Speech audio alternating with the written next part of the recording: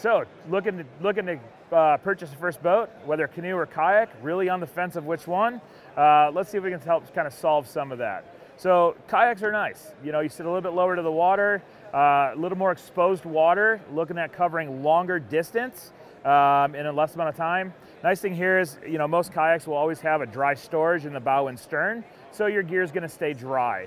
You are going to use a double paddle over a single blade, which makes just maneuvering the boat a little bit easier. You're not having to worry about rudders, stern rudders, kind of that paddle stuff. You can just sit and paddle.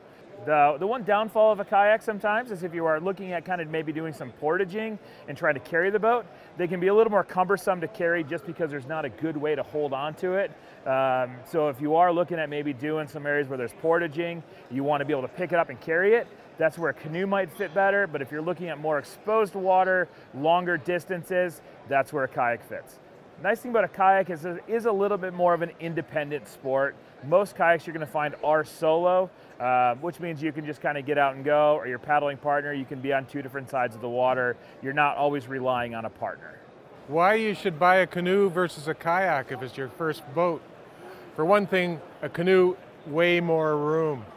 You can move around in a canoe. You can kneel, you can sit, you can stretch your legs out, put one leg up, one leg down. Very comfortable for a long term. You can get a lot of gear in a canoe. So if you're going on a trip and you have to portage, take your gear out, put the canoe over your head, go down the trail. All your stuff isn't in little bags, it's in big canoe packs. If you have a family, mom and dad can paddle, the kids can go along for a ride. Everybody's happy. You can get the kid a little paddle, they can help out.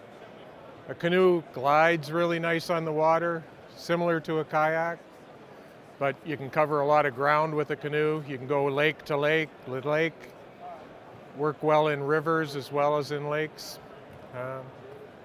For an all-round boat, I'd say a canoe wins every time. We're going to talk about some of the advantages of a kayak over a canoe today. Both vessels have their purposes, but with a kayak, depending on the size, we have a number of dry storage areas that we could pack with a dry bag or without. This is the Delta 12. We have our bow storage, our day hatch for those quick accessories that you might need access to, and we also have rear storage. When you're paddling a kayak, the profile and your experience on the water is going to be actually a lot lower, which is a desirable characteristic for a vessel for many people. Another advantage of a kayak over a canoe is in the event that you're in a more dynamic water environment, a kayak might offer greater flexibility in recovery situations, self-rescues or even assisted rescues.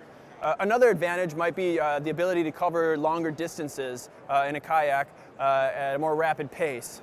Especially as we go up in the length of a kayak, you'll get greater speed and the ability to cross greater distances.